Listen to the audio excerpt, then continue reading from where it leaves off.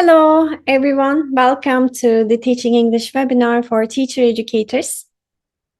So in this session, we will be discussing how teacher educators can help teachers partner with AI to make the most of published research.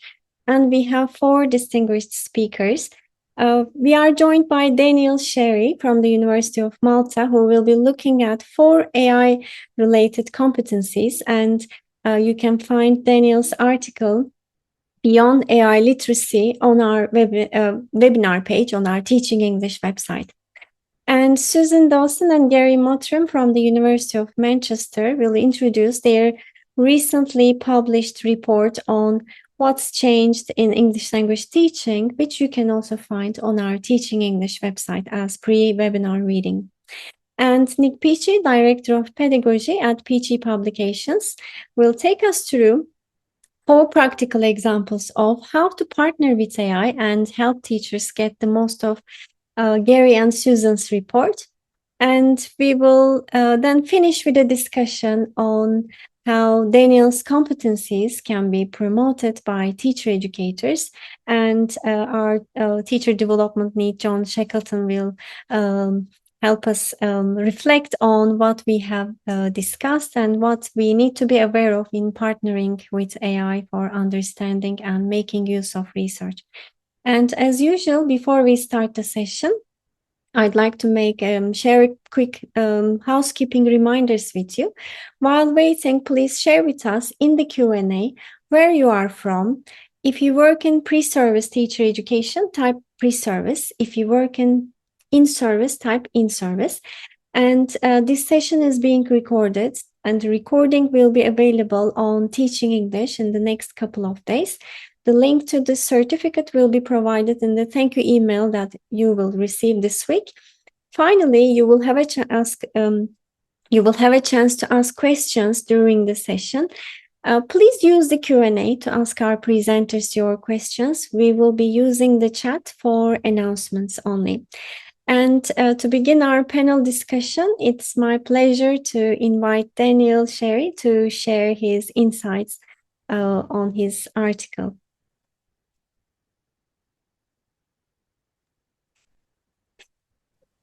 Thank you, Shirin, and hello, everyone. Good afternoon. In my part of this webinar, I'm going to be talking about the 4 competencies mentioned in my paper. And these competencies are ultimately something that enables us to reflect on information. And in this particular webinar, we're going to be talking about how our critical engagement with information, like, for example, the information contained in Gary and Susan's report, can be engaged in via the use of AI.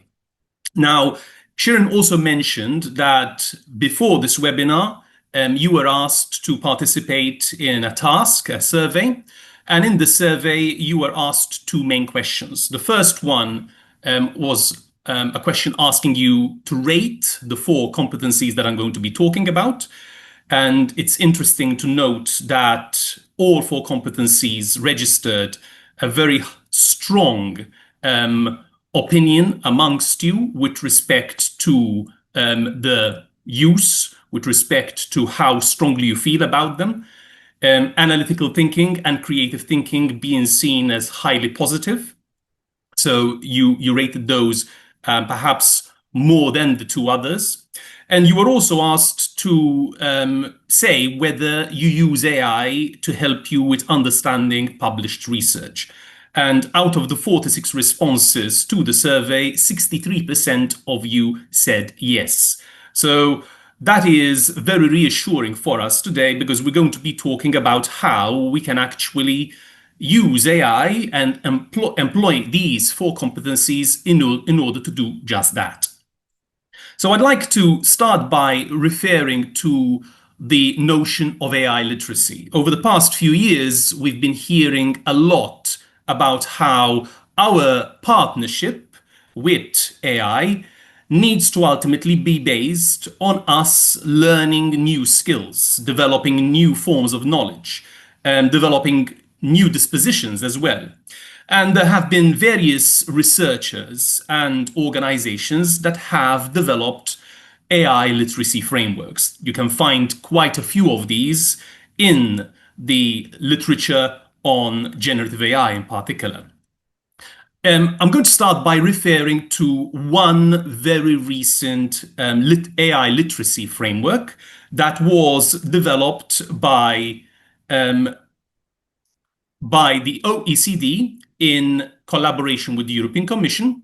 And as you can see on the slide, there are 4 domains that make up this particular framework. It starts with engaging with AI. That is, when we are ultimately using AI tools, we're doing so in a thoughtful manner. We're doing so even in a critical manner, and we'll unpack what that means at a later stage. Many of us, as educators, we also use AI in a highly creative manner. So we create lesson plans, we create resources, we create a variety of educational resources that we can employ in our teaching or in our teacher training. So when creating with AI, what we're trying to do is to use our own creativity in conjunction with what the tool is able to supply us with to ultimately maximize our creative use of the technology.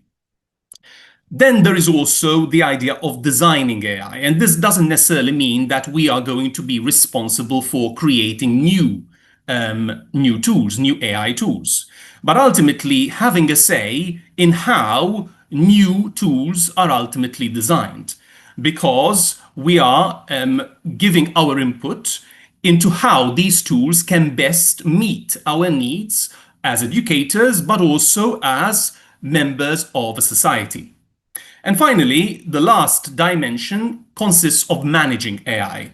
And this is very much about ensuring that the partnership with AI is a partnership that is human-oriented, that we are not giving up the agency that we have as people, as educators, as professionals, and we retain that agency when we're using AI tools. So these 4 dimensions are the ones proposed by the OECD and the European Commission. But as I mentioned, there are many other frameworks that have been developed over the past 2 to 3 years. Now, the issue of engaging with AI in a critical manner ultimately leads us to the notion of criticality, the notion that we, as human beings, as educators, we need to make use of these tools in such a manner that we're not shifting the cognitive load to these tools without ultimately questioning the output, whatever is generated by these tools. And that means we need to employ certain competencies that can feature in our AI literacy, but go beyond that AI literacy, because these are competencies that ultimately are fundamental to our engagement, to our critical engagement with information, wherever that information is derived from. And that takes us to the idea of analytical thinking to start with.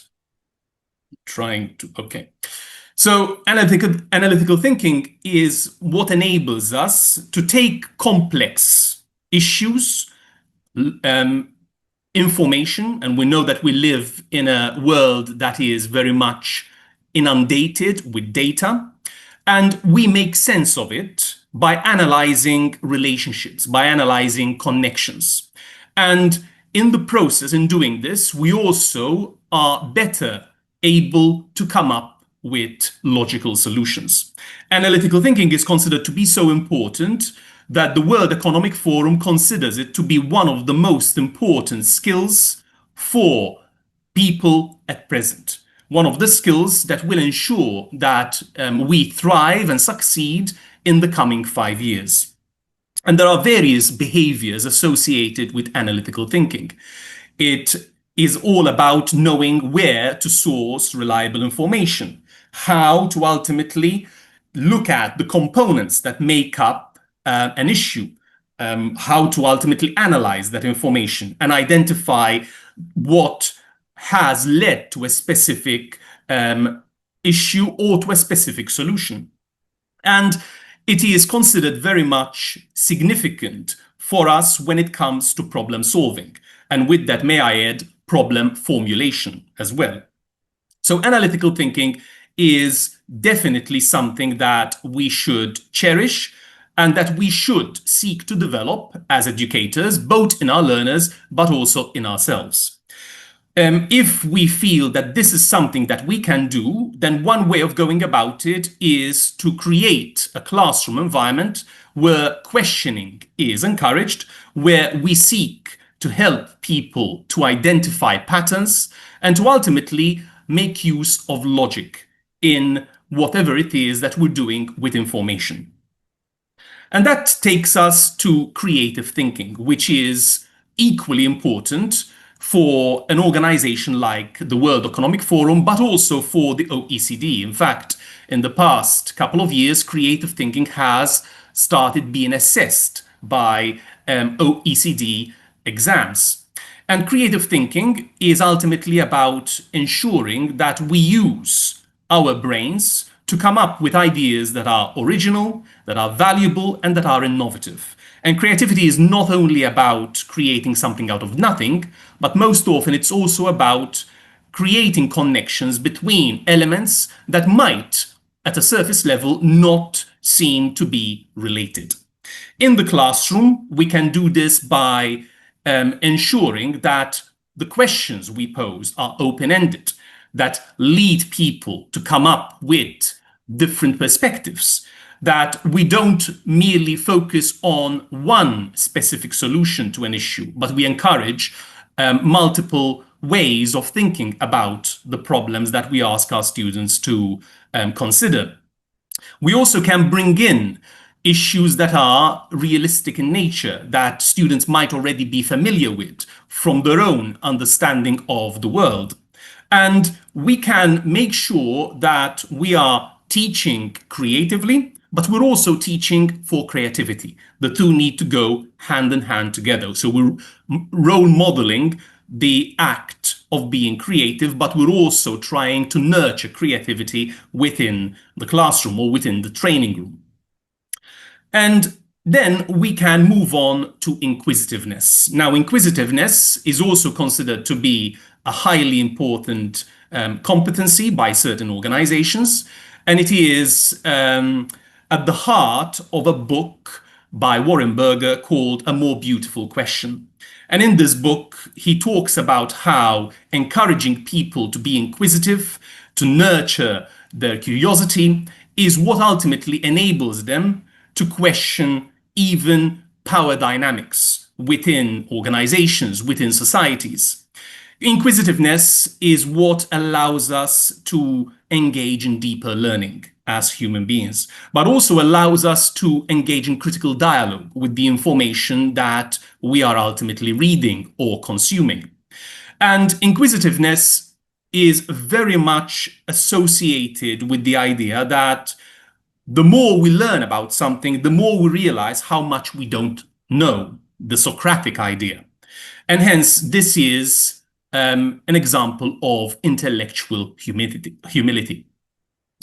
The other important element related to inquisitiveness is that it lowers the risk of us believing in misinformation. We know that we live in a world where there is a lot of misinformation and disinformation, and hence, when we engage in inquiry, as a result of our inquisitiveness, we are far more likely to always go beyond one source of information to consider other sources.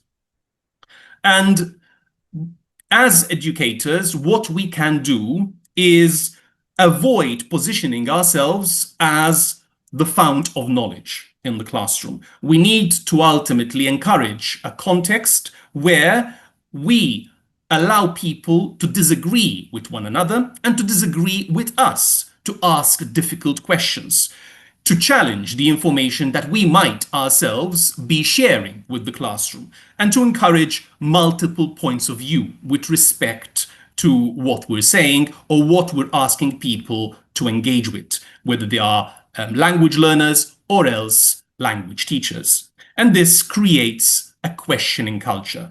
And we know how a questioning culture is easier said than done, especially in societies that we might associate with democratic thought. We know that sometimes there are efforts to quash this kind of culture. Lastly, there's the notion of evidence-based thinking. And as the name of this competency suggests, this is basically ensuring that our thinking is grounded in facts, is grounded in evidence. This is a competency that is very much associated with the statistician and public health expert Hans Rosling, in whose book, Factfulness, he talks about the significance of always challenging the narrative that is shared by certain sources of information, always ensuring that we verify the facts before we assume something to be true. And hence, fact-checking, especially in an era which is inundated with misinformation and disinformation, becomes very, very important for us, but also for our language learners or for the teachers that we might be training. This ultimately means that we are relying on the evidence, and there are obviously questions here about what counts as evidence, whose evidence, and engaging with information in a critical manner. In a way, combining these different competencies in one and ensuring that whatever we're reading, whatever we're watching, whatever we are engaging with as consumers and also producers of information is something that is subjected to criticality. Those were the 4 competencies I had to share with you. I believe there is now a pause for questions. Firstly, thank you so much, Daniel, for sharing your practical insights. So I have so many notes like cognitive offloading, inquiry-based approach, intellectual curiosity, and you also mentioned risks such as misinformation, disinformation from AI, and creating this questioning culture, fast-checking, source evaluating, so all really important and relevant. Can you please explain us the word cognitive offloading, because I think this is quite important and we can maybe have a quick clarification on this.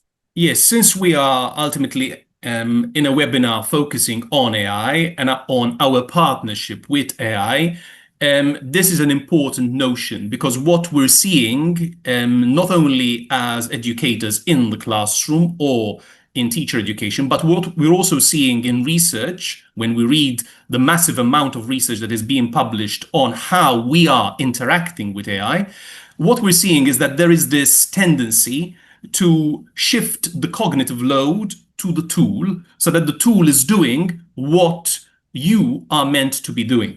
Now, not all of that is negative. It's great that we have these tools. They save us time. They make our lives easier as professionals.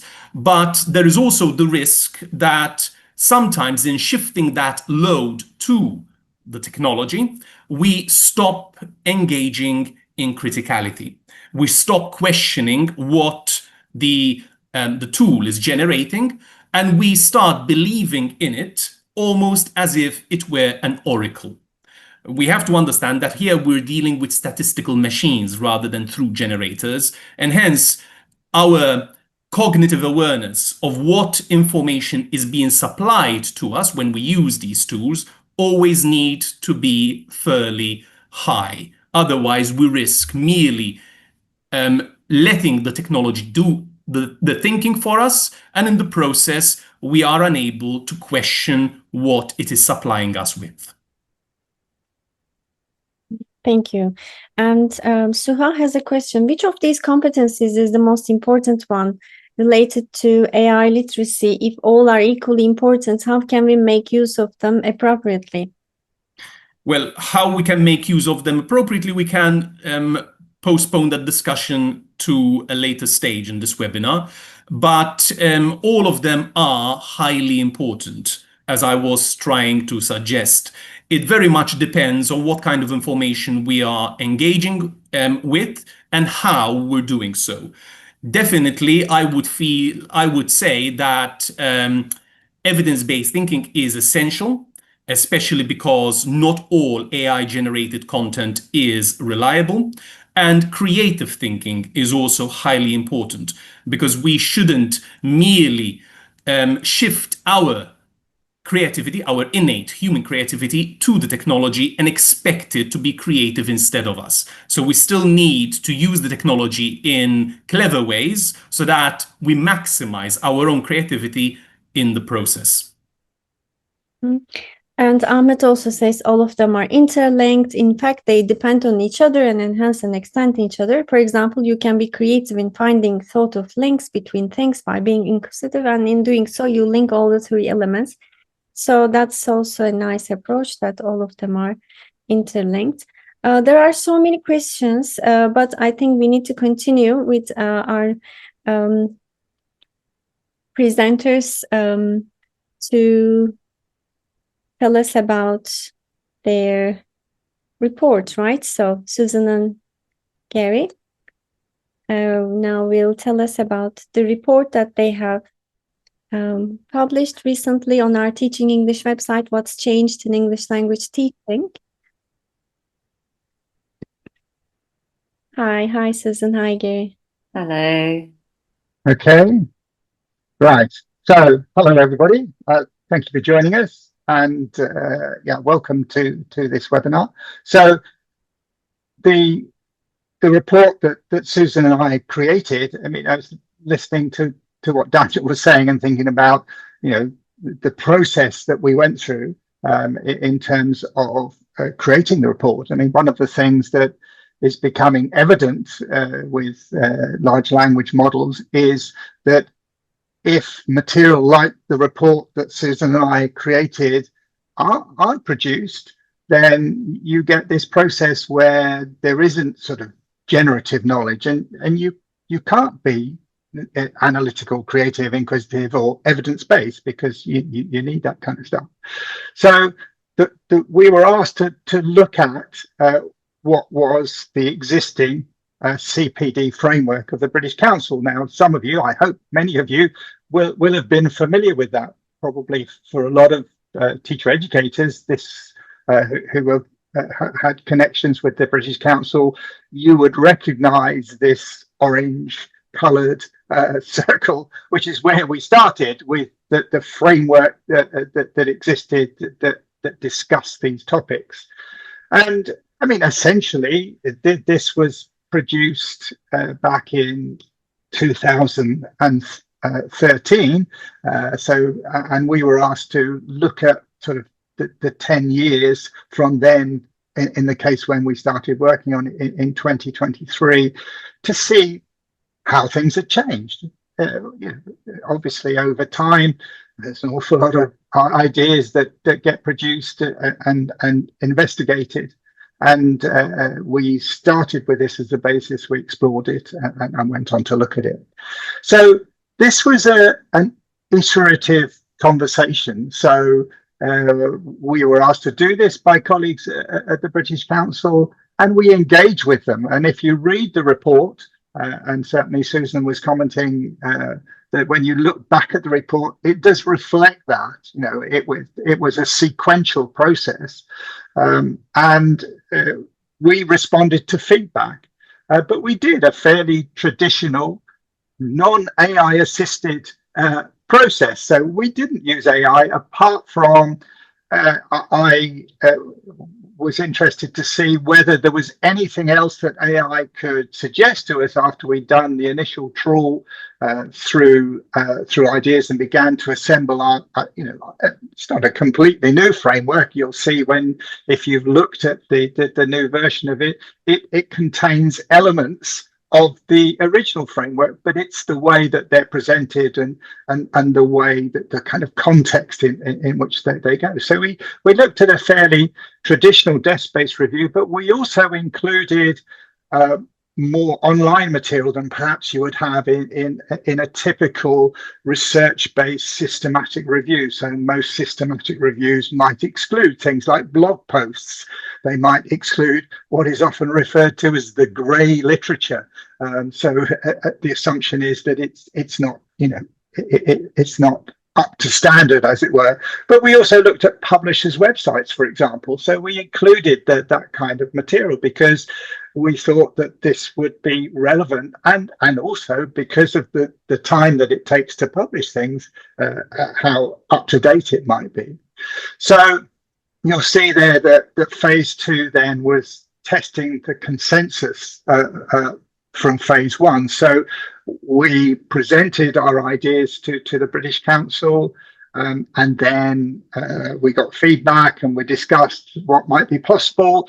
We then set about revising the framework and booklet, and we'll come back to that in a minute because you can see probably many of you have the original version of it, but there is the new version that's now on the website, the Teaching English website. So we revised the framework and the booklet, and then we put that out for consultation. So it was put out for consultation into various places, and we then came up with a final version of it.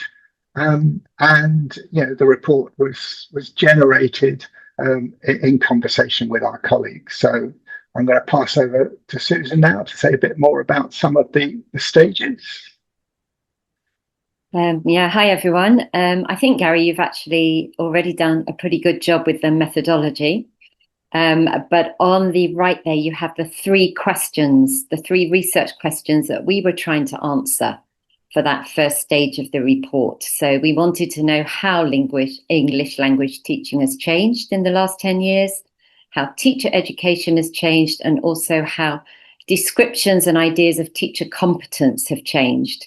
And as Gary said, we looked at a very wide range of literature, not just academic literature.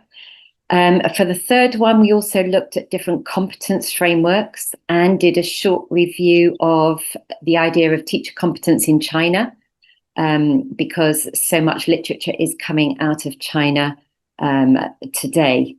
And then we chose some of the key elements of that, of the results of that desk-based phase, and we sent out this global survey. We have 1,037 valid responses from 115 different countries. That might seem quite a lot, but we actually sent it out to over about, I think it was around 60,000 people in the end through various channels. So it's quite a small response rate, really. And about 71% of those responses were teachers with over 10 years of experience. So I think it's important to take that into account. Gary, back to you. Okay, thank you, Susan.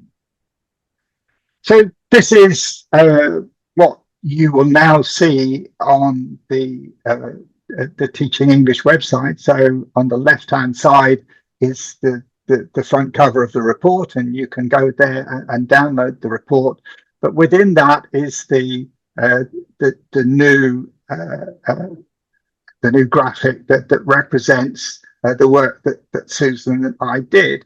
And if you look at you actually read through the detail of the report, you'll see that the way that we frame things, that we saw certainly the topic of knowing the subject, and the colours actually really matter in the sense that we group things together in terms of the colour, that the rest of and we refer to these as practices now rather than competencies, the rest of the practices are mediated through professional identity, the context. We found in the literature how important the context had become, how, you know, the more generic ideas of the earlier report are replaced by something that's much more contextualized, but also a big emphasis on it being mediated through the learners. So those 3 areas there, the green areas, are they're the starting point, if you like, for everything. So, you know, if you enter this a graphic, you know, as somebody looking for information, You perhaps sort of think about your stage of development, so where you are in that process, that obviously has an impact. And then you might be looking at, for example, lesson planning. So that's looking at the topic of lesson planning. Then that goes back to sort of you reflect maybe on how much you know about lesson planning, or about managing the lesson, or assessing learning. These are sort of substantive topics that most teachers engage in on a daily basis, but perhaps not always as well known a topic as perhaps it should be. And these are then you make decisions about what your lessons plan is going to look like in terms of the learners that sit in front of you, the circumstances that you find yourself in as a teacher, which phase of education you're in, the kind of numbers of students you have in your classroom, the resources you have available to you. And then, having begun to think about how you might plan and manage the lesson, you then sort of think about other areas. So the areas that are in the, what should we say, is it purple? Do we describe that as purple, Susan? So those areas are elements that we should be considering in all of our lessons. So using inclusive practices, 21st century skills, multilingual practices. These are areas that, if you read the report, have come to become seen as more important in the world of ELT, but are still something that we should consider. So the idea of the new framework is that you have different areas to focus on, and that partly is developed by how much you know about the subject. So you might not know too much about managing the lesson. So if you look on the updated version of the British Council pages, you'll see that you're directed to particular pathways that help you develop your knowledge about that subject. You can then cross-refer those to the particular practices that you're going to engage in, the particular use of technology, or the particular use of languages, the way that languages work in the classroom. So I think you've been given a link to that, so you may already be familiar with it, but you should have a link to the chat. But if you download the slides, you can also link to this new document. So it's important to sort of think about this. So without that document, without the construction of that document, then the next stage that we're going to go through, so we're going to pass over to Nik now to actually look at this document through AI. And what's interesting is that, of course, we can limit the AI to actually just look at that document, and that's what Nik is going to do. Did you have anything else more to say, Susan? No, Gary, I think that's fine. Thank you. Okay, so we pass over to Nik now. Hi, thanks for that, Gary. Okay, Andrea, could you allow me to share my screen, please? Okay, let's make sure I'm sharing the right one. Hi, everyone. I'm Nik Peachey, and what I'm going to try and do in my brief slot is tie together the two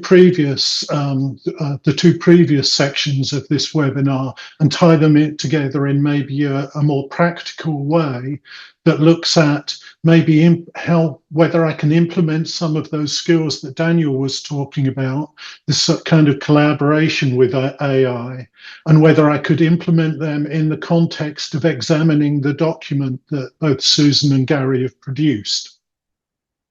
I shall start this with something of a confession. I am a teacher trainer and educator, and so I feel it's my responsibility to keep up to date with research, as probably all of you do, and to read documents like this. That's not the confession. The confession bit is that when I start to read very long documents, I feel my mind glazing over sometimes and my concentration disappearing. I'm not sure how many of you have felt the same thing. but I've tried to look at 4 ways that I can apply AI to help me with that problem and to help me sort of engage with documents like this in a kind of constructive and useful way, rather than, you know, reading through it from beginning to end and getting to the end and not really remembering anything that I took from it. So I'm going to show you 4 different approaches. So the first one is to kind of get our AI to help me do a kind of structured reading. And I've created a prompt for that. I've given it a bit of description of who I am. I'm a teacher educator. I want to read this publication. And I've asked it to give me some key questions to focus on the parts that are most relevant. So instead of just reading it without any task and trying to absorb it, then I can get AI to read it for me and then construct questions that I can use to focus my attention when I read through it myself. And I'll just show you how this is done. I've copied that. As you can see here on my screen, or I hope you can see here on my screen, I've uploaded the report to ChatGPT. You can use a different AI if you want to. I put in my prompt, and then if I click enter like that, I hope it will produce me a list of questions. Okay, so it's telling me what it's doing. General orientation, it's asking me what the most, okay, so it's giving me some general questions, and then it's giving me some questions that are specific to teacher educators. Pedagogical. So it's quite a lot of questions, but, you know, theoretically, as I read through having those questions, I can print them out and I can read through and try and find the answers to those questions. And in that way, I should be digging through the information in a way that is more engaging, that is maybe a little bit more demanding, and which is more specific to me as well, or more specific to my needs. So that's attempt number 1 to use AI. At the end of these 4, you can decide which one you think would work best for you. Of course, this looks great on the surface of it. The problem is that I do still have to read the entire document and search for those things. And actually, you know, that might take longer because I've got those questions to answer than it would if I just sat down and read through it. But, you know, I'm likely to take much more from it. So my second attempt, and this is, I think, probably the more lazy attempt. So I'm telling it again, I'm a teacher trainer specializing in helping English language teachers to use educational technology. And this time I've asked it to analyze it and just do a summary of key points that should be of interest to me. Okay, so if I go back to ChatGPT and start a new chat, I'm going to need to upload that again. So I'll drag it in and drop it there, give it a couple of minutes to upload. Okay, it's uploading. And now I can enter my prompt. When I click on enter, it will read the document and should pick out the important things for me.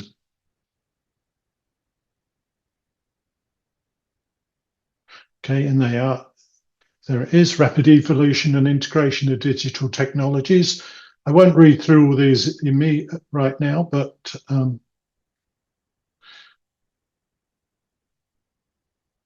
so there are some of the key points that it thinks I should be aware of. And it ends with some recommendations for my practice and things that I should do in order to sort of update my practice in relation to this document.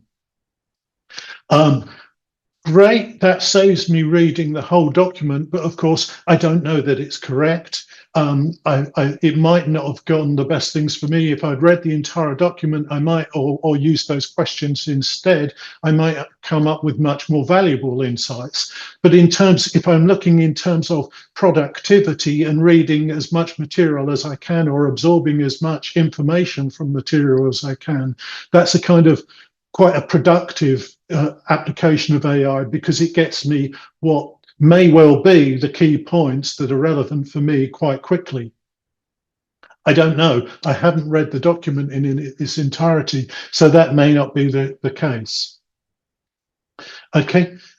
The third of the approaches, and this is an approach to using the AI that I've really enjoyed in the past, is actually making it much more interactive, and so making it a collaboration between myself and the AI. And what this does is it's a more of Socratic approach. Again, I tell it I'm a teacher educator. I tell it to use the document as the basis for a discussion with me. And then I ask it to act as a Socratic mentor and guide to develop my understanding of the content. And it's using Socratic methodology. And I tell it to ask me questions and then wait for my answer before it asks the next question. So what in fact we have, or we should have, is an interaction about the document that's really based on asking me questions and then sort of finding things to apply that. This is what happened. Okay, so I've uploaded it and I've started this already. I'll try and make it as large as I can. And so what happens is we take it in turns. So that AI has started with a fundamental question. What do I think are the biggest changes? And then I've told it what I think are the changes. Okay. And then it responds to me and tries to dig a bit deeper. So in your view, how should teachers respond to the growing influence? And so I'm giving my opinion here again. And then it starts to apply sort of things that are happening within the document to that. Okay, so I've suggested things like critical thinking, the ability to evaluate the credibility of information sources, understanding multimodal text, and things like that as way of things that should be that teachers should be working on, and then it's taking these and applying them. And so this can be an everlasting conversation. I actually started this conversation about a week ago. It's in the history of my ChatGPT browser now, so I can keep coming back to it, and it will ask me another question every time I reply. So here's the next key question. If many teachers are still focused on surface level language work, what do you think stops them from going deeper into these more critical, multimodal and reflective practices? Let's explore the barriers. So for me, now I can reply, I think one of the main things that stops teachers going deeper and below the surface level of language is actually things like exams. Exams don't focus on those things, so testing. So I can put that in.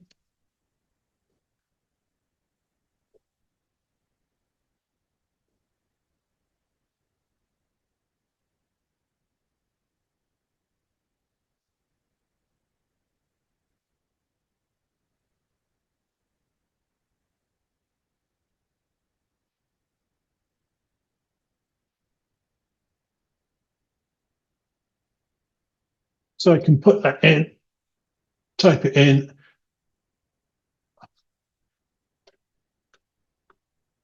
Okay. And it will keep discussing with me. Okay. And so we'll carry on this conversation.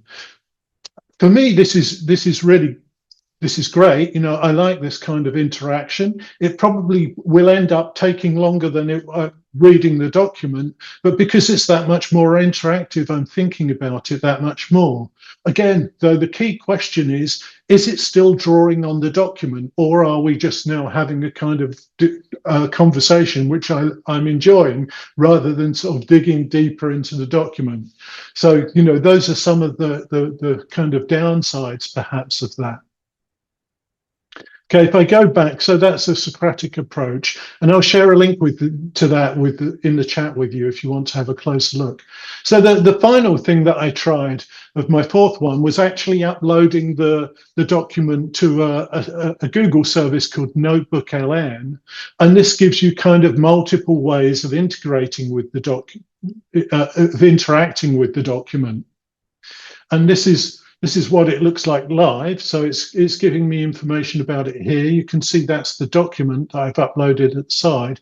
And one thing that's really nice that it can do here is you can get an audio overview, and it will, I've just clicked to generate it. But what it will do is create some kind of podcast that's an interaction between two AI avatars talking about the document and discussing it. As you can see, it's done it there, and we could listen to it if you want to. Maybe I can upload it actually for you to listen to later. But this is quite an interesting one because, you know, lots of people don't read as well as they listen. And so if you prefer listening, if that's kind of part of your neurodiversity, then it can be very useful that way, especially to hear people talking about it. They don't really approach it critically, but they just talk through the different aspects of it. So they're not sort of giving opinions or attaching it to real life experience. And so that's one way of doing it. You can also start typing in questions to ask questions about the document here. And the other things it can do if you're more of a visual learner is you can click on this one here, which will start generating a mind map. Okay, and once it's generated the mind map, you can see the mind map and you can click on different elements of it and dig deeper into that element of the document. Okay, so if I click here, there it is. So it's got the first level. I can dig down into lower levels if I want to and dig into further levels, or it can take me to the part of the document that relates to that part of the mind map. So again, you know, instead of starting at the beginning and reading through the whole thing when maybe only 30% of it is relevant to me, I can dig in and just take from the parts that I feel are relevant based on the mind map itself. The other thing that I could be doing here is here where it says sources on the left, I could be adding other sources as well that are on a similar topic and getting summaries that cross-reference the two or look for what's common in the two. So again, it does give me that chance to interrogate things and apply some of my critical thinking. So those are four different approaches to using AI at some level to engage with this stuff. I'll put the links to the Google LM. Hang on, I'll put the link to my AI discussion into chat for you, if you want to see my Socratic discussion. And I'll also put in the link to Google LM there, if you want to check that one out. And what I'll also do is I'll share a link to this presentation that has the four different types in. Okay, so that's in there. So if you want to try those out and follow up the links yourself, you can do those. So that's four different approaches. You know, I guess you have to decide which one would be more appropriate for you, which one's more appropriate for your students, and what the benefits of each of those are. Okay, so I'll open that out now to the other presenters to sort of discuss as well. Okay, thanks very much. Hi, Nik. Thank you so much. So we have received so many questions about this part, so I will share some of them with you. It was really very practical.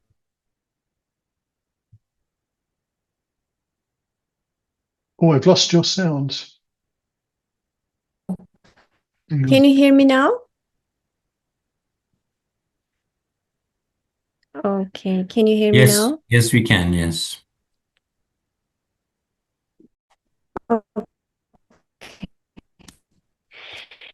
So, thanks. Asking AI to decide what's important for us. One of the comments, asking AI to decide what's... Can you hear me, Nik? Can you hear me okay? It's a bit choppy, but I can hear you. Can you please confirm? You can? Oh, sorry about that. So, okay. Asking AI to decide what's important for us is this transferring the responsibility to the machine? Why not set questions ourselves and have AI find relevant parts of the document. So what's your suggestion about this? Yeah, no, I don't think it's altogether deferring responsibility to ask AI to choose things that are relevant to you. If you're giving it enough description of what you're interested in, then it should do a very good job of that. The other side of it, yes, you can ask questions and get AI to answer them from the document, but is still in that way you're deferring a different part of responsibility. You're deferring the responsibility for answering the questions to AI and for reading it for you as well. So there are always pros and cons to both approaches to this. I think the important thing you have to balance is the element of risk you're taking balanced against the increase in your productivity. And I think that's quite an important thing to do, because you have limited amount of time. You want to get through and understand as much as you possibly can. So it might be worth living with some of the risks because of the benefits, which, as I said, is productivity. I did see a thing about hallucinations, and I think when you ground your AI in a particular document, it's much less likely to hallucinate. And so you're more likely to get accurate information. But again, I'm saying more likely, it isn't 100% certain. But then, you can't be 100% certain that the books you read or the teachers that you talk to are also 100% accurate. We live in an imperfect world.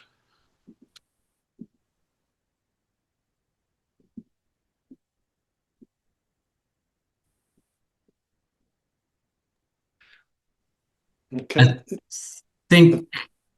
Hi there. Syrian's I think we've lost Sharon, unfortunately. Just a couple more questions, if we can, while Sharon is getting back. Could you say a little bit more about AI hallucinations? That was a question that came in. Just to clarify what you mean by that.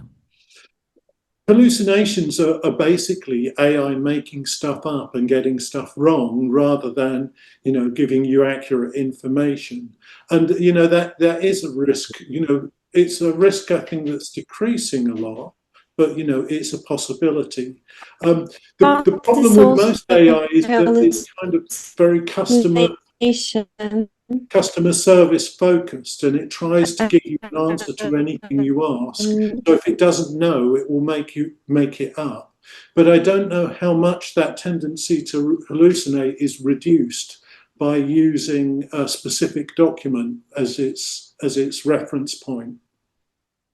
Great. Okay, thank you. And then maybe just one last question then before we come back to what Gary and Susan think about those 4 different approaches that you used to look at their report. And I suppose it's a general question, and it comes back to what you were saying about the way that you like to interrogate reports and the sense of frustration, I suppose, so that you read a report and you can't retain information. So the approaches that you've demonstrated, clearly for you, there are ways into a better understanding and a more effective and more less time-consuming way of collecting information. One of the questions that came in, that while that might be appropriate for you, while that's good for you, do you think that it's that we're encouraging teachers and teacher educators to engage less with published research by taking away, if you like, the power of a human to do it on their own? Well, the question there is about engagement. What does engagement mean to you? And if engagement means to you sitting down, reading through a report and kind of losing concentration a lot, coming back to it, and at the end of it not remembering anything, then that's something worth losing. I actually find if you're interacting with it and that you're using AI in this way, then you're more likely to genuinely engage with the content and retain some of that information and reduce the amount of time potentially that you're reading through things that maybe aren't so relevant to you as well. I mean, I think I'm with you on that. And I think especially your point about the example using the podcast, for example. You know, I can see, I've never done it myself, but I can see the benefit of that because as a change from reading, as another approach, another way in, I can see that as being, you know, quite useful and quite engaging. So I think your word there about engagement, about how it's a benefit to you, you know, with all the caveats and the if you like, the fear of replacement that many people have voiced. Okay, so thank you very much indeed. We're going to now do what is the fundamental focus of this webinar, which is essentially to ask Gary and Susan, firstly, who are the authors of the report that Nik interrogated through those 4 different approaches, what they, as authors, what they think about those approaches and whether they're useful, whether they've generated, you know, what many people seem to be concerned about, which is, you know, do they actually generate the accurate information? The summary, for example, is it a good summary? You wrote the report. Susan, I don't know, what are your initial thoughts on that? What do I think? I think there's some really interesting things that have come out of this.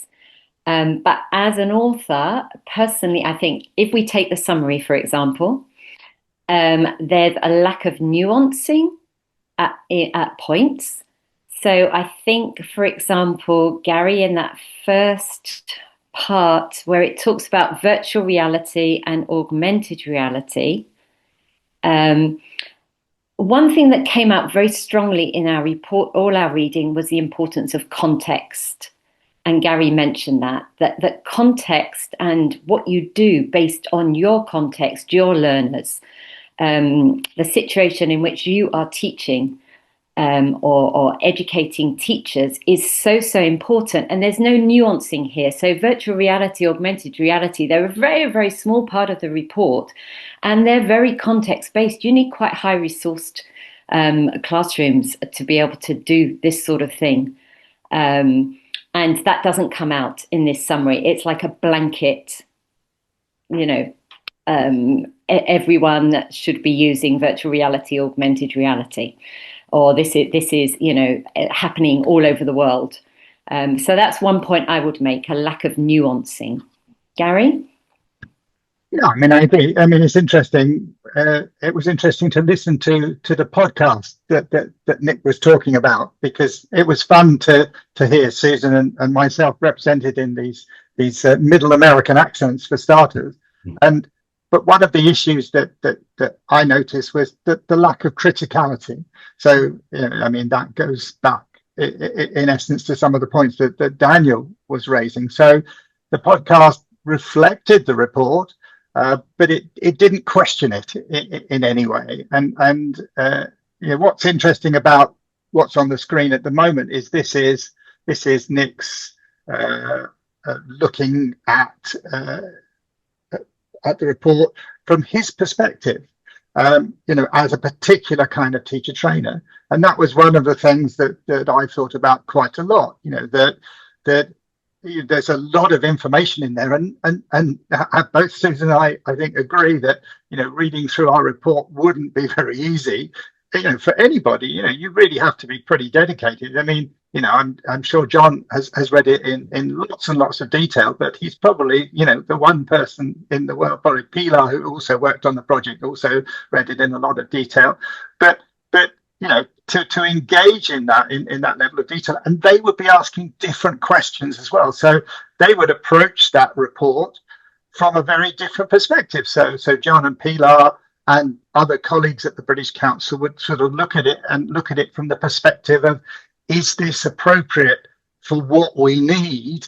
You know, if we're going to go through the expense and the time to change this material on what is, you know, one of our premier websites, does it fit with what we want to put out there in the world about ourselves? So they would be approaching that report in a very different way. So the question that they might ask as a prompt might be very different from the question that Nik asked.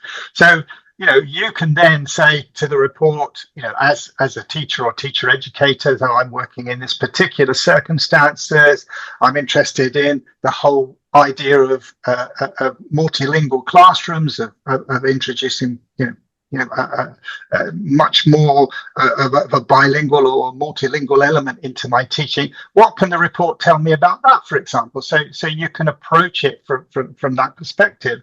So I think, what Nik has done there is ask questions that very much reflect what he what he's interested in. So one of the things that I was going to say, that clearly it gives interesting sort of implications for Nik's work. And again, what was interesting was when he put in the question again this time live, it's a little bit different from what it said, originally in this version of it, and clearly would be quite interesting to compare different AIs to sort of see. So I've been doing a bit of work for a project, and I put it into 3 different AIs to see what they come up with, and so again that adds that sort of that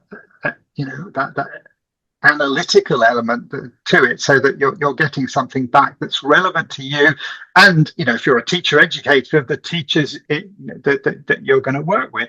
So if you're focusing on lesson plan, so what does the report tell me about, say, lesson planning for teachers who work in, say, sub-Saharan Africa, who have large classes? These are primary teachers, and they have, in my classroom, I have 20 different languages. So what does the report tell me about that? Can the report help me with that? And maybe it might give some sort of general guidance, but then again, as Nik was saying, you might then start wanting to add some additional material in there to sort of see the more specialist, or maybe look at the references, ask it about the references, the ones that sort of deal with that topic, and then perhaps follow that up. So it's a much more sort of focused approach. So, it's fun listening to the podcast. I would recommend it, or maybe you won't find it so much fun, but for me, it was that lack of criticality. Okay. Gary, can I put, sorry, yeah, and then over to Nik, because I think he needs to have a chance to respond to quite a few questions and what you've just been saying as well. Susan, yes, please go ahead. No, I was just going to say about the podcast, I think there is an inaccuracy in there, that it says that our second research question is something about how is English language teacher education keeping pace with all of this. That's not our second research question. It was how has English language teaching changed in the last 10 years? And the language it uses, for me, it's just so full of superlatives. So it makes everything in the report sound really, really important. So there's this, a really significant move, a huge synthesis, massive amount of text. It's moved way beyond, ELT has just moved way beyond everything. So I just think we need to be really careful. I love listening to it. It was great. I was a bit scary, but it's just the way that it produces these things and the links and connections that it makes. Because you said, Nik, that it's not giving its opinion. It's just reporting, but the language it uses and the way it connects things together, I think it is, in a sense, maybe not giving an opinion, but leading you to understand things in a certain way. Yeah, it's maybe making judgments about what's more important than, one thing being more important than another, I guess. Yeah. The thing that I wanted to follow up on with Gary, not particularly with Gary, but sort of follow on from what Gary was saying, is I think, with these things like this, what we can see on the screen at the moment, these summaries, there is a tendency that I think a lot of teachers have to be kind of what I call the one prompt pony. They put in a prompt, they get a response and think that's it. But in fact, you can follow up these responses. I mean, I know at the end of this screen here, it asks a question: would you like more, or would you like this? But you can continue to question it. You don't just have to settle for the summary. And I think that's something that we're talking about critical thinking and the impact of AI on our critical thinking, but we need to use it critically and think critically and start, questioning what it gives us. And we can ask it those questions, it will respond. I can remember ages ago, I asked it to produce a song about chocolate in the style of Alanis Morissette. I was sort of producing some materials and I wanted sort of some vocabulary about chocolate. And I thought, a song from Alanis Morissette and about chocolate would be great. And it produced this song. So then I questioned it and I said, in what way does this song use the style of Alanis Morissette? And it actually confessed and said, oh, well, actually it doesn't. I'll try again. And it did a better one. So I questioned it again and it told me that time why it was taking, So, don't just settle for the first answer, keep questioning and digging, apply your critical thinking to it. And, you can dig deeper. And that's an engaging process, I think, and one that you can't do sitting on your own with a piece of paper.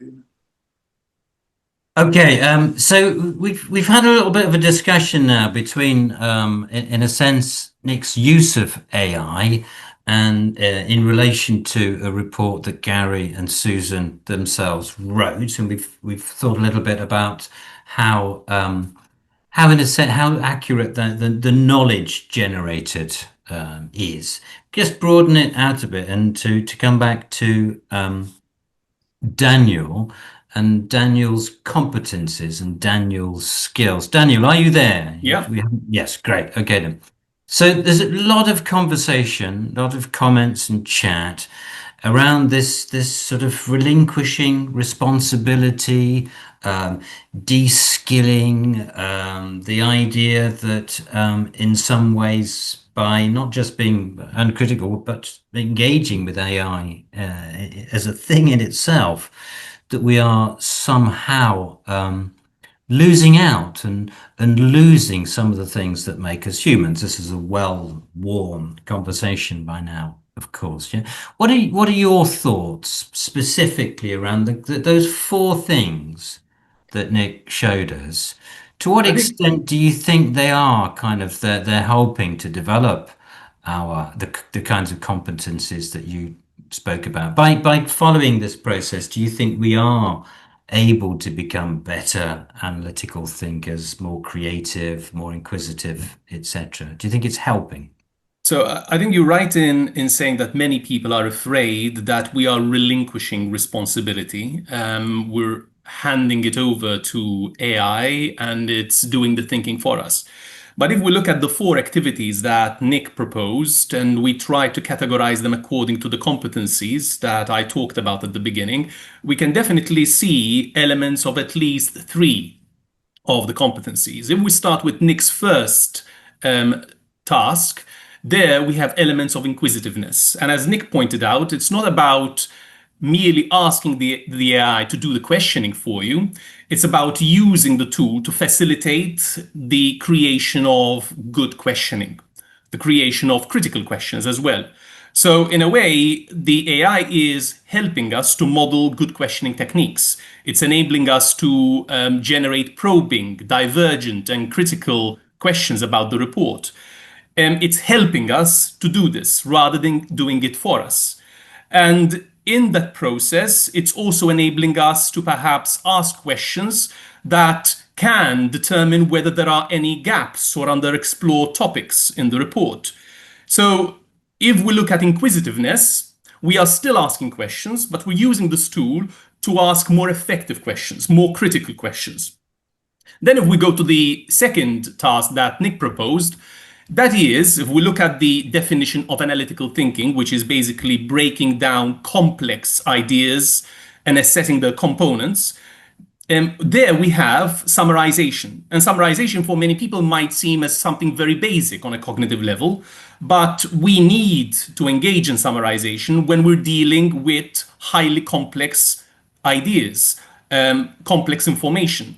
So summarization can allow us to break down large sections of text, chunks of information into digestible points, and to identify connections among those different points. So even with respect to summarization, that is at a foundational level an example of what we do when we engage in analytical thinking. Another example of analytical thinking in the tasks that Nik shared with us is obviously the Socratic dialogue, Socratic questioning. Socratic questioning, if we're doing it with AI as a reflective partner, it's enabling us to engage in deeper examination of information, of complex ideas. It's enabling us to ultimately question what assumptions might underlie the CPD framework that Gary and Susan focus on in the report. And hence, it's also enabling us to determine whether what is presented in the report can be compared to other sources. So, for example, if we look at the way digital technologies are represented in the report, how can we, by means of our questioning partner, how can we compare this to the way digital technologies are represented in OECD reports or the reports of other organizations? And then moving on to the last task that Nik presented, there we have elements of analytical thinking in the case of the concept mapping that Nik showed us. Concept mapping is something that helps us to analyze information, helps us to make sense of elements that might be connected to one another, but we might not initially immediately see those connections. So AI-driven concept mapping tools allow us to do that. They allow us to recognize patterns in information, allow us to engage in comparative analysis as well. And then Nik also touched upon the idea that using tools like NotebookLM, we can try to identify whether what is presented in the report is also supported by the research literature. I'm sure it is, obviously. But if I haven't made the effort to read through the report and I haven't done the old school thing of looking for the corroboration of everything that is mentioned in the report, then I can use such a tool to do that kind of thing for me, to help me identify assertions, possible assertions in the report that might not have corroboration in the literature. I might also upload additional research literature to something like NotebookLM and see whether what the report says about inclusion is well represented in those studies. So there I'm doing something that is very much aligned with evidence-based thinking. So yes, I would see those 4 tasks as having elements of the 4 competencies that I mentioned, 3 of them in particular. Okay then, so very interesting and a really kind of comprehensive kind of review of what Nik was demonstrating to us in relation to those 4 competencies that you've been talking about. I think that's extremely important. I don't know about, maybe just to finish then, we're coming to the end now.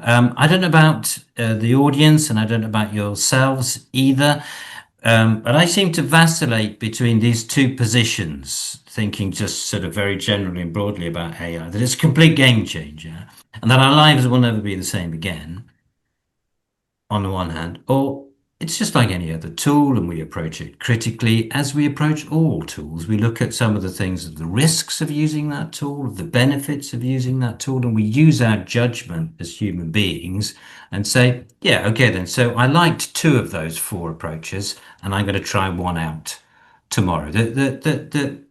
Those 2 opposing sort of situations. I don't know what you think. There's a lot of concern being expressed, in the questions and comments. So those 2, is it a game changer? Things will never be the same again? Or actually it's just like any other tool and we exercise caution and consideration when using it? I think, it's inevitable that things are never going to be the same again. I mean, you get up every morning and things are different. it's inevitable that it has changed the landscape. And one of the things that I think a lot of people are not clear of is how much involvement AI has had, particularly in ELT. I mean, if you look at Nikki Hockley's recent book from Cambridge University Press, and you look at how she talks about her relationship with AI and how it's developed over the years, it's been sort of fundamental to that, in the way that it's fundamental to the finance systems of the world and so on. But it is having, if I look at the University of Manchester and every other university in the world, looking at the massive implications of AI for teaching and learning, and obviously in schools as well, it does make you rethink things, but not necessarily in a bad way. And this is the thing to bear in mind. And I think that the care with which Nik is exploiting the ideas that he puts in his publication, and the way that Daniel is sort of looking at, well, here's a framework that we need to consider from a different organization in terms of overlaying that. I think those things are very important. And it's interesting to see that that if students and teachers, for that matter, sort of engage with those things in those sort of those critical ways, and they don't use the sort of lazy processes, then it offloading, as Daniel referred to it, then you don't get that. But there is already some evidence, isn't there? I mean, there have been a couple of articles that I've seen that talk about the way that AI is already having an impact on the way that people sort of think and do things, in the same way that social media, what everybody refers to as doom scrolling, which is an intriguing sort of term that is now become very current. And in some ways we just can't avoid AI. So it's a very interesting sort of landscape that we live in. Okay. Are there any final comments? We're coming really very much to the end now. Any final comments from Nik or Daniel or Susan? Nik, yes. I'd like to share a quote from John Cage, actually. John Cage was a composer from the last century, and he said that it's not the new ideas that scare me, it's the old ones. And I think that's something very much to be aware of. We don't work within a perfect educational institutions at the moment. We work in a very imperfect system. This is something that's going to happen. What we need to do is think about how we're going to work with it, and how we're going to make it something productive and positive. And I think that's the important thing to try and do. And I would add to that this is basically the next stage in our evolution as a species. It's going to impact the way we think, the way we write, the way we engage with information. It's useless being nostalgic for the past, because we as a species continue to evolve. Okay, thank you so much indeed. I'm going to hand over to Shirin now for the closing comments. Shirin, are you there? Yes, I kidnapped by can AI. hear me. So yes, it's my human brain and mind. I will make some final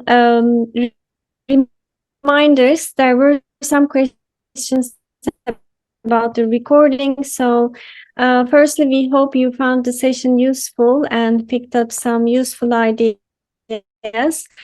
The recording of the webinar will be available on our Teaching English website in the next couple of days. The link to the certificate will also be provided in the thank you email that you will receive within this week. And please share your feedback with us. You will see the feedback form in the chat. And please don't forget to subscribe to our monthly newsletter for teacher educators. Finally, we have have also a webinar in this, but we are just finalizing a few details and we will be confirming the dates and the speaker shortly. Please follow our webinars and our newsletter to get updates from us. So we very much hope to see you all again in our future sessions. And thank you so much. Thank you so much for sharing. Thank you, Daniel. We lost you a bit. Thank you, Daniel. Thank you, Nik. Thank you, Gary. Thank you, Susan, so much. And thank you all the audience as well for all your comments and questions. I'm sorry we couldn't get to all of them, and we will see you next month. Thank you very much indeed. Bye-bye.